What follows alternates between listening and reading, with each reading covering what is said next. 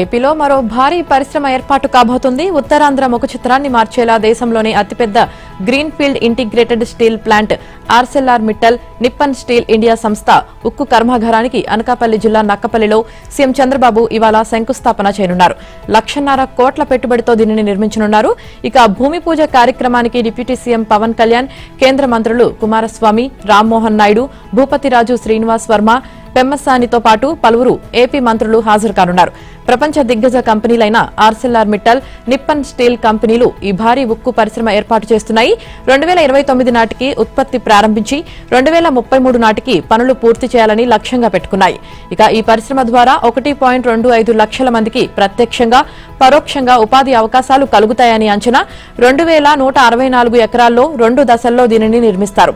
తొలి దశలో 7.3 మిలియన్ టన్నులు, రెండో విడతగా 10.5 మిలియన్ టన్నుల ఉత్పత్తి సామర్థ్యంతో పనులు చేపడతారు. ఇక ప్రభుత్వం ఏపీఐఐసి ద్వారా బుచ్చిరాజుపేటలో 102 ఎకరాలు, చందనాడలో 840 ఎకరాలు, డిఎల్పురంలో 674 ఎకరాలు, రాజయ్యపేటలో 36 ఎకరాలు, వేంపాడులో 510 ఎకరాలను ఈ ఉక్కు కర్మాగారానికి కేటాయించింది. తెలంగాణ శాసనసభ, శాసన మండలిలో నేటి నుంచి రాష్ట్ర బడ్జెట్పై సాధారణ చర్చ జరగనుంది. 2026-27 సంవత్సరానికి సంబంధించిన బడ్జెట్ను ఈ నెల 20న శాసనసభలో డిప్యూటీ సీఎం బట్టి విక్రమార్క, మండలిలో మంత్రి ఉత్తమ్ కుమార్ రెడ్డి ప్రవేశపెట్టిన విషయం తెలిసిందే. రంజాన్ పండుగ సందర్భంగా 2 రోజుల విరామం అనంతరం ఇవాళ ఉభయ సభలు పునఃప్రారంభం కానున్నాయి. ఇవాళ, రేపు బడ్జెట్పై సాధారణ చర్చ చేపట్టనున్నారు. బుధవారం పద్దులపై చర్చ ప్రారంభం కానుంది. ఇక నేడు శాసనసభలో 2 బిల్లులను ప్రభుత్వం ప్రవేశపెట్టనుంది. ప్రశ్నోత్తరాల సమయం అనంతరం తెలంగాణ వైద్య విధాన పరిషత్ బిల్లు 2026ను వైద్య, ఆరోగ్య శాఖ మంత్రి దామోదర రాజ నరసింహ ప్రవేశపెడతారు. ఆ తర్వాత ప్రభుత్వ ఉద్యోగుల నియామకాల నియంత్రణ, సిబ్బంది వేతన చెల్లింపుల క్రమబద్దీకరణ చట్టం సవరణ బిల్లును డిప్యూటీ సీఎం బట్టి విక్రమార్క సభలో చర్చకు పెట్టనున్నారు. ఈ బిల్లుపై చర్చ, ఆమోదం అనంతరం బడ్జెట్పై సాధారణ చర్చను చేపట్టనున్నారు. ఇక శాసన మండలిలోనూ ప్రశ్నోత్తరాల సమయం ముగియగానే బడ్జెట్పై సాధారణ చర్చ ప్రారంభమవుతుంది. ఇక తెలంగాణ బెవరేజెస్ కార్పొరేషన్ లిమిటెడ్ కు సంబంధించి 2018-19 వార్షిక నివేదికను మంత్రి జూపల్లి కృష్ణారావు శాసనసభ, మండలిలో సమర్పించనున్నారు. అలాగే తెలంగాణ వైద్య విధాన పరిషత్ బిల్లు 2026ను శాసనసభలో ప్రవేశపెట్టనున్నారు. ఇకపై ఇది డైరెక్టరేట్ ఆఫ్ సెకండరీ హెల్త్ గా సేవలు అందించనుంది. ఇక నుంచి ఉద్యోగులకు పద్దు ద్వారా జీతాలు ఇస్తారు. తెలంగాణలోని విశ్వవిద్యాలయాలు, విద్యాలయాల్లో కుల వివక్ష నివారణ, నిర్మూలనకు ప్రభుత్వం ప్రత్యేక చట్టాన్ని తీసుకురాబోతుంది. కుల, మత, జాతిపరమైన వివక్ష తలెత్తకుండా చర్యలు తీసుకోబోతుంది. ఇందుకోసం అసెంబ్లీలో బిల్లును ప్రవేశపెట్టనుంది. 2016లో హైదరాబాద్ సెంట్రల్ యూనివర్సిటీలో ఆత్మహత్య చేసుకున్న విద్యార్థి రోహిత్ వేముల పేరుతో ఈ చట్టాన్ని తీసుకురానున్నట్లు తెలుస్తోంది. రోహిత్ వేముల మృతి నేపథ్యంలో విద్యా సంస్థల్లో, విశ్వవిద్యాలయాల్లో కుల వివక్ష నిర్మూలనకు చట్టం తీసుకురావాలని, దానికి రోహిత్ వేముల చట్టం అని పేరు పెట్టాలనే డిమాండ్లు వచ్చాయి. ఈ క్రమంలోనే ఎన్నికల మేనిఫెస్టోలో కాంగ్రెస్ పార్టీ రోహిత్ వేముల చట్టాన్ని తీసుకువస్తామని ప్రకటించింది. ఆ మేరకే చట్టానికి రూపకల్పన చేసింది. దీని అమలు కోసం కేబినెట్ సమావేశంలో చర్చించనున్నారు. కేబినెట్ లో ఆమోదించుకున్నాక ఈ బడ్జెట్ సమావేశాల్లోనే బిల్లు పెట్టి సభ ఆమోదం తీసుకోనున్నారు. ఇక అలాగే కన్న తల్లిదండ్రులను కంటికి రెప్పలా చూసుకోవాల్సిన బాధ్యతను విస్మరించి అనాథలుగా వదిలేసే ప్రభుత్వ ఉద్యోగుల జీతం నుంచి 15% లేదా 10,000 కోత విధించేలా కూడా తెలంగాణ ప్రభుత్వం కొత్త చట్టాన్ని తీసుకురాబోతోంది. ఇవాల్టి మంత్రివర్గ భేటీలో ఈ బిల్లుపై చర్చించి ఆమోదించనున్నట్లు తెలిసింది. ఆ తర్వాత 1-2 రోజుల్లో అసెంబ్లీలో ప్రవేశపెట్టనున్నట్లు సమాచారం. అలాగే గిగ్ వర్కర్ల కోసం రూపొందించిన బిల్లు, జీహెచ్ఎంసీ సహా మున్సిపల్ శాఖకు చెందిన 2 బిల్లులు, జీఎస్టీకి సంబంధించిన 1 బిల్లు కలిపి 5 బిల్లులపై కేబినెట్లో చర్చించి ఆమోదించనున్నట్లు తెలిసింది. ఇక గవర్నర్ కోట ఎమ్మెల్సీల వ్యవహారం కూడా కేబినెట్ లో చర్చకు రానుంది. గవర్నర్ కోటా కింద కోదండరాం, మంత్రి అజారుద్దీన్ పేర్లను గతంలోనే ప్రతిపాదించారు. ఇటీవల సుప్రీంకోర్టులోనూ వీరి నియామకానికి సంబంధించి ప్రభుత్వానికి కొంత అనుకూల నిర్ణయం వచ్చింది. మరోసారి గవర్నర్ కు ఎమ్మెల్సీ అభ్యర్థుల పేర్లను పంపాలని సుప్రీంకోర్టు సూచించింది. దీనిపై కేబినెట్ లో చర్చించి ఒక నిర్ణయం తీసుకోనున్నట్లు తెలిసింది. యాసంగి పంట సాగుకు సంబంధించిన రైతు భరోసా నిధులను ముఖ్యమంత్రి రేవంత్ రెడ్డి విడుదల చేశారు. సిద్దిపేట జిల్లా నర్మెట్టలో పామాయిల్ ఫ్యాక్టరీని ప్రారంభించిన తర్వాత రైతు ఉత్సవాల్లో పాల్గొన్న సీఎం రేవంత్ రెడ్డి రైతు భరోసా నిధుల విడుదలకు సంబంధించిన బటన్ నొక్కారు. ఇక రైతులకు ఇచ్చిన మాట ప్రకారం ప్రతి సీజన్లో రైతు భరోసా పెట్టుబడి సాయం అందిస్తున్నామని తెలిపారు. క్రితంసారి 9 రోజుల్లోనే 9,000 కోట్లు రైతుల ఖాతాలో జమ చేశామని గుర్తు చేశారు. ఈసారి ఆర్థిక ఇబ్బందుల కారణంగా 3 విడతలుగా రైతు భరోసా సహాయం చేస్తామని చెప్పారు. ప్రస్తుతం తొలి విడతగా 3,600 కోట్లు, మరో 20 రోజుల్లోగా 2,700 కోట్లు, ఆ తర్వాత 20 రోజులకు 2,700 కోట్లు రైతుల ఖాతాల్లో జమ అవుతాయని వివరించారు. మొత్తంగా 45 రోజుల్లోపు 9,000 కోట్లు రైతులందరికీ అందుతాయన్నారు. రుణమాఫీ, రైతు భరోసా, వరి పంటకు బోనస్ విషయంలో రైతులకు లోటు లేకుండా చూసుకున్నామని చెప్పారు. 70 లక్షల మంది రైతులకు పెట్టుబడి సహాయం అందించడం సంతోషంగా, గర్వంగా ఉందన్నారు. కాగా రైతు భరోసా నిధులను తెలంగాణ ప్రభుత్వం ఇవాళ రైతుల ఖాతాల్లో జమ చేయనుంది. ఈ విడతలో తెలంగాణ వ్యాప్తంగా 68.89 లక్షల మందికి లబ్ధి చేకూరనుంది. మొత్తం 3,600 కోట్లను నేరుగా వారి బ్యాంకు ఖాతాల్లో జమ చేయనున్నట్లు ప్రభుత్వ విభాగాలు పేర్కొన్నాయి. వాహనదారులు కార్యాలయాలకు రావాల్సిన అవసరం లేకుండా పూర్తి స్థాయిలో ఆన్లైన్ సేవలను అందుబాటులోకి తెచ్చేందుకు రాష్ట్ర రవాణా శాఖ కసరత్తు ముమ్మరం చేసింది.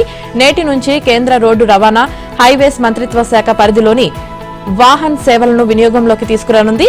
ఇక రవాణా శాఖ మంత్రి పొన్నం ప్రభాకర్ ఈ సేవలను ప్రారంభించనున్నారు. మొదటి విడతగా కొత్తగా రిజిస్ట్రేషన్ చేసుకునే వాహనాలకు ఈ సదుపాయం కల్పించనున్నారు. మున్ముందు పాత వాహనాలకు సంబంధించిన సేవలు కేంద్ర మంత్రిత్వ శాఖకు చెందిన పరివాహన్ పోర్టల్ ద్వారా అందనున్నాయి.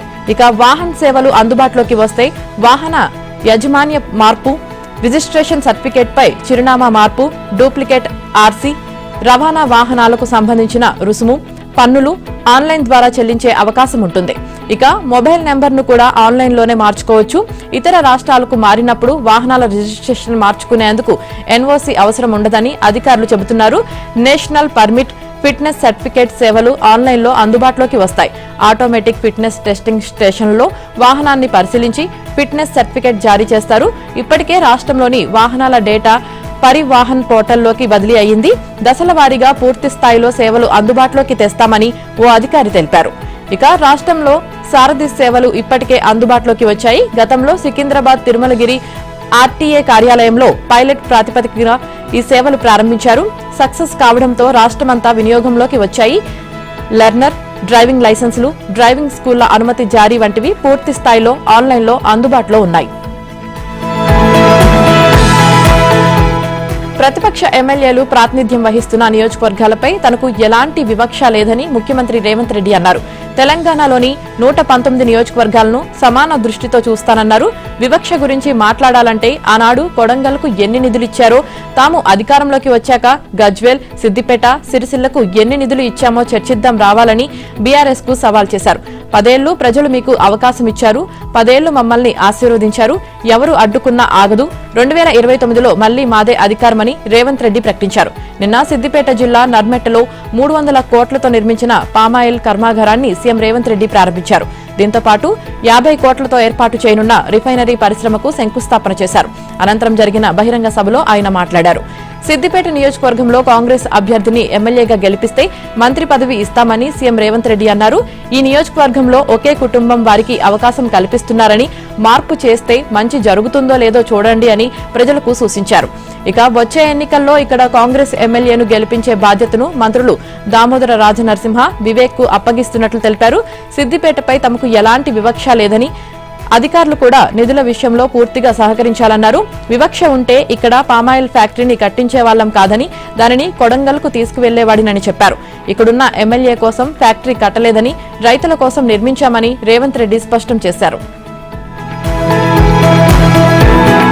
దేశాల మధ్య జరిగే యుద్ధం వల్ల యూరియా, ఎరువుల కొరత వచ్చే ప్రమాదముందని సీఎం రేవంత్ తెలిపారు. అందుకే రామగుండం ఎరువుల ఫ్యాక్టరీలోని ఎరువులను పూర్తిగా తెలంగాణలోని రైతులకే వినియోగించుకునేలా కేంద్రం ప్రకటన చేయాలని కోరారు. ఈ విషయంలో రాష్ట్రానికి చెందిన బీజేపీ ఎంపీలు, కేంద్ర మంత్రుల సహకారం అవసరమన్నారు. వారు ప్రధాని మోదీని కలిసి దీనిపై చర్చించాలన్నారు. ఎన్నికలప్పుడే రాజకీయాలు ఉండాలని, రాష్ట్ర అభివృద్ధి, సంక్షేమం విషయాల్లో సమన్వయంగా ఉంటేనే ప్రజలకు మేలు జరుగుతుందని అన్నారు. తెలంగాణ రాష్ట్రాన్ని పెద్ద రైతు పాలిస్తున్నారని వ్యవసాయ శాఖ మంత్రి తుమ్మల నాగేశ్వరరావు వ్యాఖ్యానించారు. రైతుల కష్టాలు తెలిసిన వ్యక్తిగా, రైతు బిడ్డగా, రైతుల కళ్లల్లో ఆనందం కోసమే రేవంత్ రెడ్డి తప్పిస్తుంటారని చెప్పారు. కొంతమంది అధికారం కోసం గోతికాడ నక్కల్లా చూస్తారని, వారికి రైతులే తగిన బుద్ధి చెబుతారన్నారు. యూరియా కొరత సమయంలో రైతుల బాధలు, వారి చెప్పులు చూసి సంతోషపడిన ఘనత ప్రతిపక్ష పార్టీలదని ఎద్దేవా చేశారు. నిషేధ జాబితాలో ఉన్న పారిశ్రామిక భూములపై ఏపీ ప్రభుత్వం సంచలన నిర్ణయం తీసుకుంది. ఏపీఐఐసీ ఆధీనంలో ఉన్న 51,603 ఎకరాల భూములను నిషేధ జాబితా 22A నుంచి తొలగించాలని జిల్లా కలెక్టర్లను ఆదేశించింది. అలాగే 15 రోజుల్లోగా రెవెన్యూ రికార్డుల్లో ప్రభుత్వ భూములుగా ఉన్న వాటిని పట్టా భూములుగా మార్చి ఆ సంస్థ పేరిట మ్యూటేషన్ చేయాలని స్పష్టం చేసింది. ఇప్పటి వరకు 1.56 లక్షల ఎకరాలను ఏపీఐఐసీకి కేటాయించగా వాటిలో 1,21,603 ఎకరాలు ఇప్పటికీ నిషేధ జాబితాలో ఉన్నాయి. ఇందులో 70,000 ఎకరాల ప్రభుత్వ అసైన్డ్ భూములు ఉన్నాయి. ఇక ప్రభుత్వ భూములు అందుబాటులో లేని చోట భూసేకరణ చట్టం కింద 51,603 ఎకరాల పట్టా భూములను సేకరించి ఇచ్చారు. అనేక ప్రాంతాల్లో అసైన్డ్ భూములకు కూడా పరిహారం ప్రకటించి సేకరించారు. వీటిని ఏపీఐఐసీ అనేక పరిశ్రమలకు మార్కెట్ ధరకు కేటాయించింది. ఆయా పరిశ్రమలు ప్రభుత్వం నిర్ణయించిన ధరను ఏపీఐఐసీకి చెల్లించి భూములు తీసుకున్నాయి. అయినా ఇప్పటికీ అవి రెవెన్యూ రికార్డుల్లో ప్రభుత్వ భూములుగానే నమోదై ఉన్నాయి. వాటి వర్గీకరణ స్వభావం మార్చలేదు. ఫలితంగా ఆయా పరిశ్రమలు ఆ భూములను తనఖా పెట్టి రుణాలు తీసుకోలేకపోతున్నాయి. ఈ పరిస్థితిని చక్కదిద్దాలని పరిశ్రమలు, కంపెనీలు ఏపీఐఐసీ ప్రభుత్వాన్ని దీర్ఘకాలికంగా కోరుతున్నాయి. ఇప్పటికే పారిశ్రామిక రాయితీలను నేరుగా కంపెనీలకే చెల్లించేందుకు ఎస్క్రో ఖాతా తెరిచిన కూటమి ప్రభుత్వం ఇప్పుడు అనూహ్యంగా వాటికిచ్చిన భూముల స్వభావం, క్లాసిఫికేషన్ మార్చడంతో పాటు నిషేధం నుంచి విముక్తి కల్పించాలని కీలక నిర్ణయం తీసుకుంది. తొలుత 51,603 ఎకరాలను 22A నుంచి తొలగించాలని పరిశ్రమల శాఖ కార్యదర్శి ఉత్తర్వులు జారీ చేశారు. తర్వాత వాటిని ఏపీఐఐసీ పేరిట పట్టా భూమిగా మ్యూటేషన్ చేయాలని, ఇదంతా యుద్ధ ప్రాతిపదికన చేపట్టాలని, మొత్తం ప్రక్రియను 15 రోజుల్లోగా పూర్తి చేయాలని కలెక్టర్లు, ఆర్డీఓలు, తహసీల్దార్లు, సబ్ రిజిస్టార్లను ఆదేశించారు. దీంతో పాటు భూముల మ్యూటేషన్, భూ కేటాయింపు ప్రతిపాదనలు, ఇంకా నిషేధ జాబితా నుంచి విముక్తి కల్పించడానికి అనుసరించాల్సిన విధి విధానాలను ఉత్తర్వుల్లో పేర్కొన్నారు. వ్యవసాయ రంగానికి మేలు చేయాలన్న లక్ష్యంతో కేంద్ర, రాష్ట్ర ప్రభుత్వాలు ఏర్పాటు చేసిన ఆంధ్రప్రదేశ్ రాష్ట్ర వ్యవసాయ పరిశ్రమల అభివృద్ది సంస్థ రైతులకు సేవలు అందించడంలో విఫలమవుతోందన్న విమర్శలు వస్తున్నాయి. దాదాపు 6 దశాబ్దాల చరిత్ర కలిగిన ఈ సంస్థపై సరైన పర్యవేక్షణ లేకపోవడంతో వ్యవసాయానికి ఊతమిచ్చే యాంత్రీకరణ చర్యలు సైతం చేపట్టకుండా అలసత్వం ప్రదర్శిస్తోంది. వివిధ శాఖలు కోరిన యంత్ర పరికరాలు సరఫరాలోనూ తాత్సారం చేస్తున్న ఆగ్రోస్ చివరికి సొంత ఆస్తులను నిర్లక్ష్యం చేస్తోంది. ఇప్పటి వరకు సుమారు 50 మంది ఐఏఎస్ అధికారులు ఆగ్రోస్ కు మేనేజింగ్ డైరెక్టర్లుగా వ్యవహరించారు. అయితే గత ప్రభుత్వంలో నాన్ ఐఏఎస్లను ఆ బాధ్యతలు అప్పగించడంతో అనేక అవకతవకలకు జరిగాయి. ఇక నాటి అక్రమాలపై విజిలెన్స్ దర్యాప్తు చేయిస్తామని మంత్రి అచ్చెన్నాయుడు గత నవంబర్లో ప్రకటించినా ఇప్పటికీ విచారణ జరగలేదు. గత పాలకుల అక్రమాల వల్ల పూర్తిగా నిర్వీర్యమైన ఈ సంస్థ కూటమి ప్రభుత్వం కూడా పట్టించుకోకుండా ఇన్ఛార్జ్ ఎండీలతోనే కాలం గడుపుతోంది. గత 20 నెలలుగా వ్యవసాయ శాఖ డైరెక్టర్లకే ఆగ్రోస్ ఎండీ బాధ్యతలు అప్పగించింది. ఇక పూర్తి స్థాయి పర్యవేక్షణ లేక ఆగ్రోస్ లో నిర్లక్ష్యం రాజ్యమేలుతోంది. గతేడాది కొన్ని జిల్లాల రైతులకు వాటర్ షెడ్ పరికరాలను సరఫరా చేయించాలని పంచాయతీరాజ్ శాఖ ఆగ్రోస్ ను కోరింది. అయితే గత ప్రభుత్వ పెద్దలకు చెందిన కంపెనీకి టెండర్ కట్టబెట్టేందుకు అధికారులు నిబంధనలనే మార్చేశారు. దీంతో నానా రచ్చ జరిగి ఇతర కంపెనీలకు చెందిన 5గురు కోర్టును ఆశ్రయించగా పాత టెండర్ను నిలిపివేసి తిరిగి స్వల్పకాల టెండర్ పిలిచి రైతులకు వాటర్ షెడ్ పరికరాలను వెంటనే సరఫరా చేయాలని గత జనవరిలో కోర్టు ఆగ్రోస్ కు తేల్చి చెప్పింది. అయినా ఇంతవరకు టెండర్లు పిలవలేదని సమాచారం. ఈ మార్చిలోపు ఖర్చు చేయాల్సిన నిధులు మురిగిపోయే పరిస్థితులున్నా అధికారులు నిమ్మకు నీరెత్తినట్లు వ్యవహరిస్తున్నారని రైతులు విమర్శిస్తున్నారు. తెలంగాణలోని ఫ్యూచర్ సిటీ నుంచి ఏపీలోని బందర్ పోర్టు వరకు ప్రతిపాదించిన 12 వరుసల గ్రీన్ ఫీల్డ్ హైవేపై కేంద్ర, రాష్ట్ర ప్రభుత్వాల మధ్య లేఖల పరంపర నడుస్తోంది. ఈ బోర్డు అవసరం లేదన్న భావన వచ్చేలా ఇటీవల కేంద్ర ప్రభుత్వం తెలంగాణకి లేఖ రాయగా ఆ రోడ్డు ఆవశ్యకత సహా వివరాలను తెలుపుతూ మంజూరు చేయాలని కోరుతూ తెలంగాణ ప్రభుత్వం తాజాగా కేంద్రానికి లేఖ రాసింది. హైదరాబాద్ నుంచి విజయవాడ మచిలీపట్నం వరకు ప్రస్తుతం ఉన్న రోడ్డును 6 లేన్ల రహదారిగా విస్తరిస్తామని, తద్వారా ఇచ్చిన హామీని నెరవేర్చినట్టేనని కేంద్ర సర్కారు తెలంగాణకి రాసిన లేఖలో పేర్కొంది. ఇక కేంద్రం రాసిన లేఖలో పేర్కొన్న ప్రతి విషయానికి తెలంగాణ సర్కార్ తన లేఖలో సమాధానం తెలిపింది. ఫ్యూచర్ సిటీ నుంచి బందర్ పోర్టు వరకు ప్రతిపాదించిన గ్రీన్ ఫీల్డ్ హైవేను మంజూరు చేయాలని మరోసారి కోరింది. హైదరాబాద్ టు విజయవాడ మచిలీపట్నం పోర్టు వరకు చేయబోయే 6 లేన్ల విస్తరణ పనులకు ఫ్యూచర్ సిటీ బందర్ పోర్టు కొత్త రోడ్డుకు లింకు పెట్టొద్దని విజ్ఞప్తి చేసింది. బందర్ పోర్టు వరకు ప్రతిపాదించిన రోడ్డు పూర్తిగా 2 రాజధానులు, ఆ మధ్యలోని కొత్త ప్రాంతాలను కలిపే మార్గమని స్పష్టం చేసింది. NH-65 మార్గం మంజూరైన సమయంలోనే 13 ఏళ్ల తర్వాత అంటే 2025 నాటికి దానిని 6 వరుసలుగా విస్తరించాలనే నిబంధనను కేంద్రానికి గుర్తు చేసినట్లు తెలంగాణ ప్రభుత్వ వర్గాల ద్వారా తెలుస్తుంది. ఈ హైవే విస్తరణ విషయం పునర్విభజన అంశంలో లేదు గనుక ఇప్పుడు తెలంగాణ ప్రభుత్వం ప్రతిపాదించిన ఫ్యూచర్ సిటీ బందర్ పోర్టు రోడ్డును ఏపీ పునర్విభజన చట్టం కిందనే మంజూరు చేయాలని తెలంగాణ ప్రభుత్వం కేంద్రాన్ని కోరుతోంది. అవమానాలు భరిస్తూ పార్టీలో కొనసాగలేనంటూ జీవన్ రెడ్డి లేఖ విడుదల చేశారు. ఈ నెల 25న తన రాజకీయ భవిష్యత్తుపై నిర్ణయం తీసుకుంటానని చెప్పారు. తనకు అన్యాయం చేసిన వారిలో రేవంత్ కూడా ఉన్నారని జీవన్ రెడ్డి ఆరోపించారు. అటు జీవన్ రెడ్డి నివాసం సమీపంలో ఆసక్తికర పోస్టర్లు వెలిశాయి. రజనీకాంత్, జీవన్ రెడ్డి ఫోటోలు ఒక్కసారి చెబితే 100 సార్లు చెప్పినట్టేనన్న తలైవా డైలాగ్తో పోస్టర్లు ఏర్పాటయ్యాయి.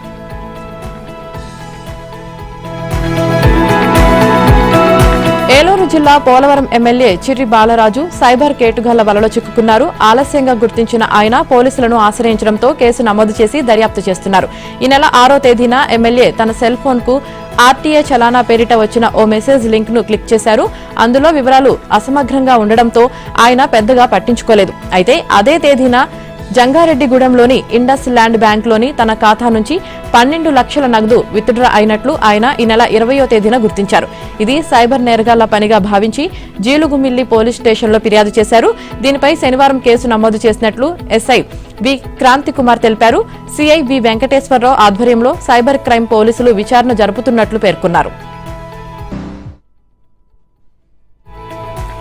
మొయినాబాద్ డ్రగ్స్ పార్టీ కేసును దర్యాప్తు చేస్తున్న సిట్ తన దర్యాప్తు పరిధిని మరింత విస్తరించాలని నిర్ణయించింది. హైదరాబాద్ చుట్టుపక్కల ఫామ్ హౌస్లలో గతంలో నిర్వహించిన పార్టీలపై దృష్టి పెట్టింది. మొయినాబాద్ ఫామ్ హౌస్ లో పట్టుబడిన నిందితులు గతంలో నిర్వహించిన డ్రగ్స్ పార్టీలో రాజకీయం, సినీ ప్రముఖులు పాల్గొన్నట్లు అనుమానిస్తోంది. దీంతో డ్రగ్స్ పార్టీలు జరిగిన అన్ని చోట్ల సీసీ కెమెరాల ఫుటేజీలను సేకరించి విశ్లేషించే పనిలో సిట్ అధికారులు ఉన్నారు. మొయినాబాద్ ఫామ్ హౌస్ లోనే 24 సార్లు డ్రగ్స్ పార్టీలు జరిగినట్లు నిందితుల విచారణలో తేలిందని సమాచారం. ఈ ఫామ్ హౌస్ తో పాటు చుట్టుపక్కల ఉన్న సీసీ కెమెరాల్లోని 2 నెలల ఫుటేజీని పోలీసులు సంపాదించారు. డ్రగ్స్ కేసు మరకలు మరికొంతమంది కీలక రాజకీయ నేతలకు అంటుకున్నట్లు ప్రచారం జరుగుతుంది. ఇక అధికార పార్టీ దీన్ని అసెంబ్లీలో ప్రధాన అస్త్రంగా మలుచుకునే అవకాశం ఉంది. అభిషేక్ సింగ్ తో శరత్ కు సన్నిహిత సంబంధాలు ఉన్నట్లు పోలీసులు గుర్తించారు. అభిషేక్ సింగ్ 24 సార్లు రోహిత్ రెడ్డి ఫామ్ హౌస్ లో జరిగిన పార్టీలకు డ్రగ్స్ సరఫరా చేసినట్లు ప్రాథమిక విచారణలో తేలింది. ఈ 24 పార్టీలపై పోలీసులు ఇప్పుడు దృష్టి పెట్టారు. ఇదే విషయంపై అభిషేక్ తో పాటు శరత్, కౌశిక్ రవి, శ్రవణ్, అర్జున్ రెడ్లను గత 2 రోజులుగా పోలీసులు విచారిస్తున్నారు. ఈ డ్రగ్స్ పార్టీలన్నీ రోహిత్ రెడ్డి ఆధ్వర్యంలో ఈ 4 ఏర్పాటు చేస్తారని తెలిసింది. గతంలో హైదరాబాద్ లో వెలుగు చూసిన డ్రగ్స్ కేసులో వీరిలో కొందరు దొరికినప్పటికీ తర్వాత కేసు నుంచి బయటపడినట్లు సమాచారం. ఈ కేసులో కొత్త విషయాలు వెలుగులోకి వస్తున్నాయి. ఇప్పటి వరకు డ్రగ్స్ మూలాలపై విచారణ చేస్తున్న సిట్ కు ఊహించని సమాచారం అందింది. ఈ కేసులో ప్రధాన నిందితుల్లో ఒకరైన ఢిల్లీకి చెందిన నమిత్ శర్మ షార్ప్ షూటర్ అని తేలింది. ఇక ఇతనికి ఢిల్లీ, పంజాబ్ కేంద్రంగా పనిచేస్తున్న కొన్ని అంతర్జాతీయ మాఫియా ముఠాలతో సంబంధాలు ఉన్నట్లు అనుమానిస్తున్నారు. ఈ విషయాన్ని నిర్ధారించుకునేందుకు ఢిల్లీ, పంజాబ్లకు పోలీస్ బృందాలను పంపారు. విచారణ సమయంలో కూడా అతడు ప్రముఖ వ్యక్తులతో తనకు సంబంధాలు ఉన్నాయని పోలీసులను బెదిరించే ప్రయత్నం చేసినట్లు సమాచారం. ఈ కేసులో జ్యుడిషియల్ రిమాండ్లో ఉన్న రోహిత్ రెడ్డి, రితీష్ రెడ్డి, నమిత్ శర్మలను కస్టడీకి ఇవ్వాలని కోరుతూ పోలీసులు వేసిన పిటిషన్పై ఉప్పిరిపల్లి కోర్టు నేడు తీర్పు ఇవ్వనుంది. కస్టడీకి అనుమతి రాగానే విచారణ వేగవంతం చేసేందుకు సిట్ బృందం అన్ని ఏర్పాట్లు చేసింది. తెలంగాణలో డ్రైవింగ్ లైసెన్స్ పొందడం ఇకపై కఠినతరం కానుంది. ఇక నుంచి లైసెన్స్ జారీలో 3 దశల్లో పరీక్షలు నిర్వహించాలని ప్రభుత్వం నిర్ణయించినట్లు సమాచారం. ప్రస్తుతం దరఖాస్తుదారులకు LLR శాశ్వత డ్రైవింగ్ పరీక్ష నిర్వహిస్తూ డ్రైవింగ్ లైసెన్సులు ఇస్తున్నారు. వీటికి అదనంగా ఇకపై ఆన్లైన్లో రోడ్డు భద్రతా అవగాహన పరీక్షలు నిర్వహించాలని భావిస్తోంది. ఇందులో 3 గంటల నిడివి గల పరీక్షలో 6 పార్టులుంటాయి. ఒక్కొక్కటి 30 నిమిషాలు ఉంటుంది. ఈ పరీక్ష రాసిన వారికి ఒక సర్టిఫికేట్ నెంబర్ కేటాయిస్తారు. దాని ఆధారంగానే లెర్నర్ లైసెన్స్ టెస్టుకు దరఖాస్తు చేసుకునే అర్హత లభిస్తుంది. ఏప్రిల్ మొదటి వారం నుంచి ఈ విధానం అమల్లోకి వచ్చే అవకాశం ఉంది. తెలుగు రాష్ట్రాల్లో చికెన్ ధరలు కొండెక్కాయి. మటన్, ఫిష్ కొనలేని వారంతా ఎక్కువగా చికెన్ ను తింటారు. అయితే ఇప్పుడు చికెన్ రేట్స్ కూడా ఆకాశాన్ని అంటున్నాయి. ధరలు భారీగా పెరగడంతో మాంసం ప్రియులు చికెన్ కొనడానికి వెనకాడుతున్నారు. డిమాండ్ పెరిగి సరఫరా తగ్గడంతో కిలో స్కిన్లెస్ చికెన్ ధర 350 రూపాయల నుంచి 400 వరకు పలుకుతుంది. గత కొన్ని రోజులుగా నిలకడగా ఉన్న ధరలు ఒక్కసారిగా ఆకాశాన్ని తాకాయి. చికెన్ ధరలు గతంతో పోలిస్తే చాలా ఎక్కువగా ఉన్నాయి. రేట్లు పెరగడంతో ఇప్పుడు చికెన్ కొనుగోలు చేయడం మాంసం ప్రియులకు పెద్ద భారంగా మారింది. రంజాన్ మాసం కారణంగా గత నెల రోజులుగా చికెన్ వినియోగం భారీగా పెరిగింది. మరోవైపు పెళ్లిళ్ల సీజన్ కలిసి రావడం, ఎండల కారణంగా చికెన్ వినియోగం సహజంగానే అధికమైంది. ఈ కారణాల వల్ల తెలుగు రాష్ట్రాల్లో చికెన్ ధరలు అమాంతం పెరిగిపోయాయి. మటన్తో పోటీ పడుతూ చికెన్ ధరలు ఆకాశానికి ఎగబాకడంతో సామాన్యులు కొనలేక లబోదిబోమంటున్నారు. కొన్ని చోట్ల ఉష్ణోగ్రతలు 40 డిగ్రీలు దాటడంతో కోళ్ల ఫారాల్లో నిర్వహణ భారమైంది. వేడిని తట్టుకోలేక కోళ్లు అకస్మాత్తుగా చనిపోతున్నాయి. ఎండల వల్ల కోళ్లు మేత తక్కువగా తిని నీరు ఎక్కువగా తాగుతున్నాయి. దీనివల్ల కోళ్లు ఆశించిన స్థాయిలో బరువు పెరగడం లేదు. ఇది దిగుమతిపై తీవ్ర ప్రభావం చూపుతోంది. ఎండల వల్ల కోళ్లు చనిపోవడంతో కొరత ఏర్పడిందని వ్యాపారులు చెబుతున్నారు. దీంతో డిమాండ్ పెరిగి సప్లై తగ్గడంతో రేట్లు పెరిగాయంటున్నారు. ప్రీమియం పెట్రోల్ ధరల పెంపుతో రవాణా ఛార్జీల భారం పట్టడం కూడా చికెన్ రేట్ల పెరుగుదలకు కారణంగా చెబుతున్నారు. ధరలు పెరగడం వల్ల అమ్మకాలు 40 నుంచి 50% తగ్గాయని, పెట్టుబడి కూడా రావడం లేదని స్థానిక వ్యాపారులు వాపోతున్నారు. ఉగాది రోజు ఓ భక్తుడు శ్రీశైలం మల్లన్న గర్భాలయాన్ని వీడియో తీయడంపై ఏబిఎన్ ఆంధ్రజ్యోతి కథనాలకు అధికారులు స్పందించారు. ఈ ఘటనపై ఈవో శ్రీనివాసరావు సీరియస్ అయ్యారు. దేవస్థానంలో విధులు నిర్వహిస్తున్న 2 ఉద్యోగులపై సస్పెన్షన్ వేటు వేశారు. భక్తుడు ఆలయంలోకి తీసుకువచ్చిన ఫోన్ విషయంలో డ్యూటీలో ఉన్న ఉద్యోగులు పర్యవేక్షించకుండా అలసత్వం వహించారనే కారణంతో ఆలయ సూపరింటెండెంట్ నాగేశ్వరరావు, టెంపుల్ ఇన్స్పెక్టర్ రాఘవ్పై సస్పెండ్ వేటు పడింది. అయితే గర్భాలయంలో వీడియో చిత్రీకరించిన భక్తుడిపై శ్రీశైలం 1 టౌన్ పిఎస్ లో ఫిర్యాదు చేశామని ఆలయ ఈవో శ్రీనివాసరావు తెలిపారు. ఆలయ చీఫ్ సెక్యూరిటీ ఆఫీసర్ శ్రీనివాసరావుకు కూడా షోకాజ్ నోటీసులు ఇచ్చామన్నారు. భారత రాజకీయ యవనికపై నరేంద్ర మోదీ మరో అజేయ రికార్డును లిఖించారు. ప్రభుత్వాధిపతిగా అత్యధిక కాలం సేవలందిస్తున్న నాయకుడిగా చరిత్ర సృష్టించారు. ఇప్పటి వరకు సిక్కిం మాజీ ముఖ్యమంత్రి పవన్ కుమార్ చామ్లింగ్ పేరిట ఉన్న 8,930 రోజుల ప్రభుత్వాధినేత రికార్డును ఆయన ఆదివారం అధిగమించారు.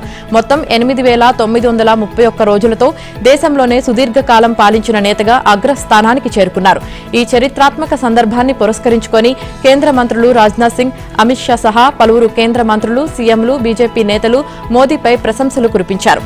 చామ్లింగ్ సిక్కిం సీఎంగా నిరాటంకంగా 8,930 రోజులు పనిచేశారు. మోదీ 2001 అక్టోబర్ 7న గుజరాత్ ముఖ్యమంత్రిగా బాధ్యతలు చేపట్టి 2014 మే 22 వరకు 13.5 ఏళ్లకు పైగా కొనసాగారు. సుదీర్ఘకాలం ఆ రాష్ట్ర సీఎంగా పనిచేయడం కూడా రికార్డే. ఆ వెంటనే మే 24న ప్రధానిగా ప్రమాణం చేశారు. నాటి నుంచి వరుసగా 3వ సారి ఆ పదవిలో అప్రతిహతంగా కొనసాగుతున్నారు. మన్మోహన్ కంటే ఎక్కువ కాలం ప్రధానిగా ఉన్న రికార్డు కూడా ఆయనదే. ప్రభుత్వ నాయకత్వ పాత్రలో 25వ ఏట అడుగుపెట్టారు. ఇక మోదీ ఈ ఏడాది మరో 2 రికార్డులు సాధించారు. ఆయన యూట్యూబ్ ఛానల్ ఈ నెల మొదట్లో 3 కోట్ల సబ్స్క్రైబర్లకు చేరుకుంది. గత నెలలో ఆయన ఇన్స్టాగ్రామ్ ఫాలోవర్ల సంఖ్య 10 కోట్లకు చేరింది. ప్రపంచవ్యాప్తంగా ఇంతమంది ఫాలోవర్లు ఉన్న మొదటి ప్రపంచ నేత, రాజకీయ నాయకుడిగా ఆయన చరిత్రకెక్కారు. దేశవ్యాప్తంగా కిక్కిరిసిన జైళ్ల తీరుపై సుప్రీంకోర్టు ఆందోళన వ్యక్తం చేసింది. జైళ్ల సామర్థ్యం ఎంత, ఖైదీలు ఎంతమంది ఉన్నారు, జైళ్లలో ఖాళీగా ఉన్న పోస్టులు ఎందుకు భర్తీ చేయడం లేదు అంటూ ప్రశ్నించింది. జైళ్లు సంస్కరణకు నిలయాలుగా ఉండాలే తప్ప నరక కూపాలుగా మారకూడదంటూ ఆగ్రహం వ్యక్తం చేసింది. ఇక జైళ్లలో స్థితిగతులపై దాఖలైన పిటిషన్ను సుమోటోగా విచారించిన ద్విసభ్య ధర్మాసనం కేంద్రంతో పాటు అన్ని రాష్ట్రాలు, కేంద్రపాలిత ప్రాంతాలకు శనివారం కీలక ఆదేశాలు జారీ చేసింది. ఈ ఏడాది మార్చి 1 వరకు జైళ్లలోని ఖైదీల సంఖ్య, జైళ్ల సామర్థ్యం, రద్దీని తగ్గించేందుకు తీసుకుంటున్న చర్యలపై మే 18లోగా సమగ్ర అఫిడవిట్ దాఖలు చేయాలని ఆదేశించింది. అలాగే జైళ్లలో మహిళా ఖైదీలతో పాటు ఉంటున్న చిన్నారుల దుస్థితిపై ధర్మాసనం కలత చెందింది. ఆ చిన్నారులకు అందుతున్న విద్యా సౌకర్యాలు, వైద్య సదుపాయాలపై స్పష్టత ఇవ్వాలని ఆదేశించింది. తదుపరి విచారణను మే 26కి వాయిదా వేసింది. ఐపీఎల్ 2026 సందడి మరో వారం రోజుల్లో మొదలు కానుంది. ఈ నేపథ్యంలో రోర్ 26 పేరుతో చెన్నై సూపర్ కింగ్స్ ప్రత్యేక కార్యక్రమం ఏర్పాటు చేసింది. చెన్నైలోని చెపాక్ స్టేడియంలో ఫ్రాంచైజీ ప్రస్తుతం మాజీ క్రికెటర్లు వేర్వేరు జట్లుగా ఏర్పడి సరదాగా ఓ మ్యాచ్ ఆడారు. ఈ మ్యాచ్కు ధోనీ రావడంతో స్టేడియం హోరెత్తింది.